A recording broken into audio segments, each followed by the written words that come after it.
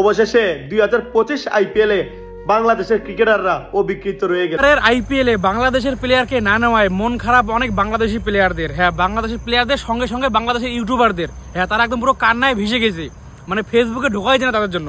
মানে যেই ফেসবুকে ঢুকি তাই দেখি পা স্লিপ করে পড়ে যায়। হ্যাঁ, এরকম অবস্থা, তাদের কান্নায় পুরো ফেসবুক ভেসে গেছে। অবশেষে বাংলাদেশের কোনো ক্রিকেটারকে আইপিএল এ সুযোগ দেওয়া হলো না। বলছি দাদারা, এত কান্না করে লাভ নেই, ঠিক আছে? আপনাদের টার্গেট তো নেক্সট বছর। হ্যাঁ, নেক্সট ওয়ার্ল্ড কাপ বলেন না আপনারা, তো একটু মনে করেন যে আপনাদের টার্গেট হচ্ছে নেক্সট আইপিএল, ঠিক আছে? হ্যাঁ, এই আইপিএল হয়নি তো কি হচ্ছে, সামনেবার অপশন আছে, সেখানে করবেন আপনারা, ঠিক আছে? এত কান্নাকাটি কিচ্ছু নেই, ঠিক আছে? আপনারা করবেন হলো নেক্সট, আপনার টার্গেট সবসময় নেক্সট আইপিএল। আর বলছি বাংলাদেশের অবশেষে দাদা, তোমার শুধু অবশেষে বলতেই যাবে, তোমাদের প্লেয়ার কোনোদিন চান্স পাবে না এবং তোমরা কোনোদিন খেলতে পাবে না, ঠিক আছে? এবার তো আইপিএল দেখাই যাবে না। হ্যাঁ, যদি একটা দুটো প্লেয়ার দেখা গেছে, সেটা হচ্ছে মুস্তাফিজুর রহমান এবং সাকিব আল হাসান। এবার তো তাদের প্রতি কোনো বেটই লাগায়নি আমাদের ভারতের ফ্র্যাঞ্চাইজি কোনো দলই পেল না তারা। হ্যাঁ, তারা তো কোনো দলই পেল না। আচ্ছা, তারা যদি মানে দলের যোগ্য হতো তাহলে কমসে কম তারা নিত। যাই হোক, এখানে ওইসব করে লাভ নেই, কারণ তোমাদের প্লেয়ারকে তোমরা আগে মোটামুটি মানে ভালো এমন একটা যোগ্যতা তৈরি করো যাতে তারা আইপিএল খেলতে পারে। তারা যদি আইপিএল খেলতে না পারে তাহলে ওইরকম করলে তো হবে না, তোমাদেরকে যোগ্যতা তৈরি করতে হবে। তো আগে ভিডিওতে এসে হুয়া বললে তো লাভ নেই, কাজের কথায় আসতে হবে।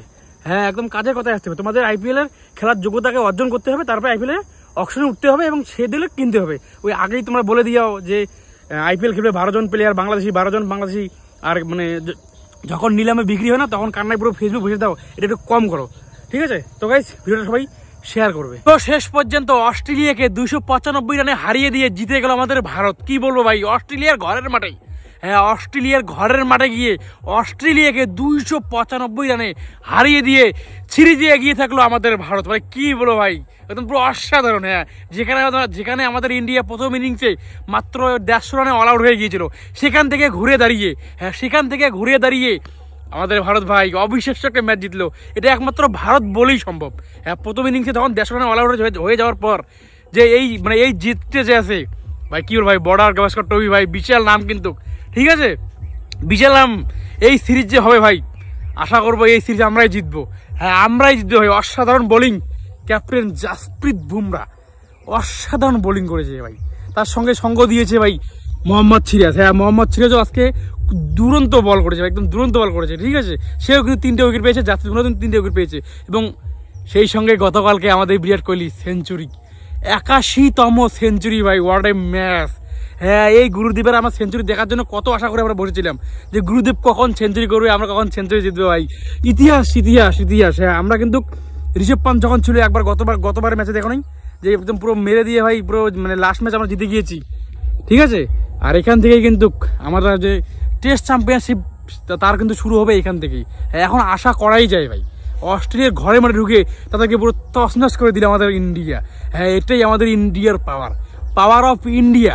সবাই ভিডিওটা শেয়ার করো এবং কমেন্টে লেখো পাওয়ার অফ ইন্ডিয়া। হ্যাঁ, এটাই হলো ইন্ডিয়ার পাওয়ার, যে সবাইকে সবসময় যে কোনো জায়গায় মানে লড়ার জন্য প্রস্তুত ভাই। অস্ট্রেলিয়া যেরকম পরিস্থিতি ছিল, সেখান থেকে যেভাবে ঘুরিয়ে দাঁড়িয়েছে, কামব্যাক করেছে জসওয়াল, তারপরে KL রাহুল, সবাই একদম পুরো দুরন্ত খেলেছে ভাই। নীতিশ রেড্ডি সেও দারুণ খেলেছে, বিরাট কোহলি সেও দারুণ খেলেছে। কেউ বলতে পারবে না যে কেউ খারাপ খেলেছে, কেউ ভালো খেলেছে, একদম পুরো অসাধারণ ইনিংস খেলেছে ভাই, ঠিক আছে? তো যাই হোক, ভিডিওটা প্রচুর পরিমাণে শেয়ার করা যায়, কারণ আমরা অস্ট্রেলিয়াকে তাদের ঘরের মাঠে ঢুকে হারিয়ে দিয়েছি। আর যারা এখন আমার পেজটা ফলো করে নেই, তারা এক্ষুনি ফলো করে দাও, ভিডিওটা কিন্তু অবশ্যই শেয়ার করে দেবে। তো বাংলাদেশি প্লেয়ার বিক্রি হলো না। হ্যাঁ, এবার 2025-এর আইপিএল অকশনে কোনো বাংলাদেশি প্লেয়ারকে কিনলো না কোনো ফ্র্যাঞ্চাইজি দল। মানে কি বলবো, হ্যাঁ, এই নিয়ে কিন্তু অনেকেই আগে অনেক কথা বলেছে, যেহেতু দেখা গেছে যে ফ্র্যাঞ্চাইজি দলের মধ্যে 12 জন বাংলাদেশি নাম উঠেছিল। হ্যাঁ, তারা নাম লিখিয়েছিল যে তারা আইপিএল খেলবে, কিন্তু ভাই তাদেরকে নেওয়ার জন্য কোনো দলই ভাই কোনো কিছু আগ্রহই দেখালো না। হ্যাঁ, কেউ একটু বেটে তৈরি না ভাই, সে নাম করা ভাই মুস্তাফিজুর রহমান, তাকেও কোনো ফ্র্যাঞ্চাইজি দল কিনলো না। মানে কি বলবো ভাই। আর এইদিকে দেখতেছি অনেকেই বলতেছে যে বাংলাদেশকে অবহেলা করেছে, এটা করেছে ওটা করেছে। ভাই এটা সত্যি কথা বলবো, একটা যার প্লেয়ারের দম আছে না, সে ভাই নিজের যোগ্যতায় খেলবে। অবহেলার কি আছে? তারা যদি ভালো খেলতো, ভালো তাদের ফ্র্যাঞ্চাইজি দল যদি ভালো মনে করতো যে তাই ভালো খেলেছে, একে ধরে নেওয়া উচিত, তাহলে অবশ্যই নিত না। কিন্তু হ্যাঁ, 2025-এ আইপিএলে আমরা কোনো বাংলাদেশি ক্রিকেটারকে দেখবো না, আইপিএলে কোনোরূপ কোনো বাংলাদেশি ক্রিকেটারকে দেখবো না।